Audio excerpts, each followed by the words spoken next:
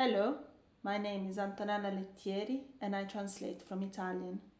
Today I'm going to be reading an excerpt from my translation of Macaco by Simone Torino, published by Aloud in 2025. Macaco is a laugh-out-loud funny farming epic that also offers a beautiful reflection on masculinity and friendship among men. Simone Torino and I are currently seeking a publisher for this novel. If you're interested in reading an extended sample, please get in touch. After my reading, you will also hear the author read the original Italian of the last part of the excerpt. I hope you enjoy it. Crazy nights. My phone wakes me up. It's on the windowsill. I let it ring. It stops. Then it starts again. Then it stops. Then again. So I slowly move the cats to one side, get up and answer it. It's Matteo, a friend of mine from Iberi. Let's go out, he says. I look, 9 o'clock. It's 9, I say. Let's have a crazy night. Is it going to be a late one? Super late. Like how late? 11. You weren't asleep, were you? No, of course not. I put on my jumper, sweatpants, shoes, beanie. I say bye to the cats. I go out. Matteo is calling me a fool for going up and down on foot. I see people going up and down all the time. Why am I the only fool, I ask. In the daytime, not at night, he says. No one goes up and down at night, just me. There you go. You just need to take it slow. But why don't you take your car? Cars pollute, and mine needs insuring, servicing. Which is it, insuring or servicing? Both. So you came down on foot? Yes, in the dark. I've got my torch. It's not hard. Marina is a tiny village above Pont Saint-Martin. If you head towards Perlots, you get to Plan de Brun, then Perlots itself, then you go up to Chameau, and then further up to Marina. When you get to the Partisan Bell, you're there. There's even a sign. 824 meters. Population 9. I know them all. Apart from 2, that is. It's a good life. In the bar, we learn that Pete found a job. He tells us about his first day, how it went. They show him around the office. A room meant for cubicles, but with no cubicles. His firm doesn't believe in them. There is a desk, empty. Nothing on it, he says, not even a pen. A mustachioed bloke asks him to sit down. Where, I ask. There's no chair. Take this one, he says, and pushes over a half-broken chair from another desk. Pete sits down. His boss walks in. I've been calling you for 2 hours. Why are you not picking up your phone, he asks. Pete looks at his phone. I don't have any missed calls. Not on your mobile, on the landline, the office phone. Pete points at his desk. Empty. You don't have a phone? Oh, I'm going to give them a piece of my mind. The boss goes to the other desk and picks up the handset. The new guy doesn't have a phone. Time is money. Then he says to Pete, they'll bring your phone right away. I'll be in the other room. If the phone rings, it's me trying to get hold of you. And he leaves. The bloke from before comes back with a phone. On it, there's a football sticker, Juventus. There you go, he says as he plugs it in. In the meantime, I can hear laughter getting closer, Pete carries on.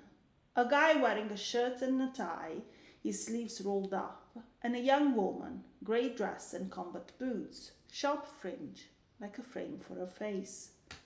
The story's paused. A girl has been mentioned, so we ask what she looks like and other specifics. Pete asks the gentleman. Focus. Shirt goes to the chairless desk, sees that the chair is missing, looks at Pete, realizes that he's sitting down, and stares at the chair he's sitting in. That's mine, he says. Pete stands up and returns it, saying that he got it from a man with a mustache. Shirt says, sure. Then he takes the chair to the desk and jumps back behind the computer, looking unhinged. Pete spreads his arms and looks at the woman. Welcome to hell. Get comfortable, she says with a laugh, then goes back to work. Pete sits on his desk. The phone rings. He picks up, says the name of the firm and his own name, then adds, "Oh, how may I help?" On the other end, "Hello? Hello?" "Hello," says Pete, and repeats the name of the firm, his own name, "How may I help?" And on the other end, "It's me. We just met. I've been calling you for ages, but you never pick up." It's the boss. "I didn't have a phone, remember? What about now?" The woman glances at him. "Now I do," says Pete. Without giving Pete time to add anything else, the boss says, "Time is money. Listen, welcome to the firm." And he hangs up. "I hadn't even put down the handset," says Pete, "before I hear steps in the corridor. Boom, boom, boom. And in walks this big guy in spectacles with a shaved head. He's out of breath. He looks at me, looks at the phone, and points at the sticker. "That's mine," he says. He unplugs it and takes it away. "Go you there," I say. "Go fuck yourself," he says. Can you believe it? We spend the evening exchanging anecdotes. That's what Pete calls stories, anecdotes. And teasing each other. We're always teasing each other. I'm tired and the shutters of my eyes are broken. We leave at 11, thank goodness. In the parking lot, they all worry. "So you're going up now," they say. "I'm going up," I say. "You got your torch?" I show them my torch. It's a crank torch. It's called a crank torch because you crank the crank, it powers up, and there's light. Then less light, then less. Then just a glint, and it goes off. So you crank it a lot, 50, 60 times, the brightest light. Then less still. So you crank it like crazy, and it shines brighter than the sun. The paths, the rocks with their long shadows that move around as you walk and go up in the woods, lonely. There's no one around. Is there a murderer in the woods at midnight? No, there isn't. Is there a monster as you pant up the slope? No, there isn't. There are only owls and more owls. Too tired to be scared, too sweaty. Then you come out on the road, the trees open up, you no longer need a torch, and the moon is out. All is bright. You can see your hands, your feet. To reassure them, I say, "Look at the starry moon." "Do you want a ride?" Matteo asks. "A ride?" "Yes." "Home?" "Yes, home." "In the car?" "Yep." "The polluting car?" I ask. "Do you want this ride or not?" he says. "If you're offering."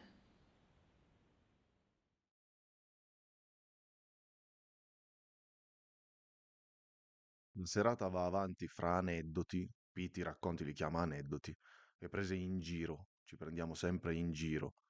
Sono stanco, le saracinesche degli occhi hanno rotto l'aggancio. Alle 11 andiamo via, meno male. Arrivati al parcheggio sono preoccupati. "Quindi adesso sali", dicono. "Salgo", dico. "E la pila?" Faccio vedere la pila. È una pila senza pile, infatti si chiama torcia, non pila, ho sbagliato.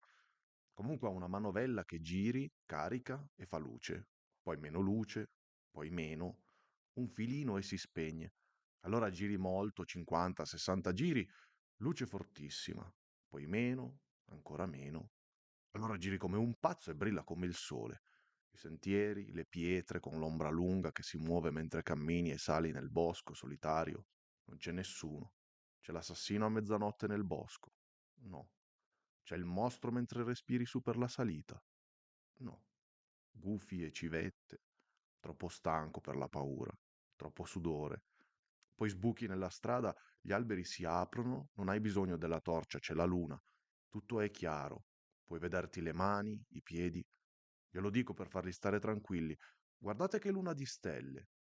"Se ti porto io", dice Macchio. Mi porti? Sì. Su a casa? Sì, a casa. Con la macchina? Sì. La macchina che inquina? Dico. Vieni o no? Dice. Se mi porti, vengo.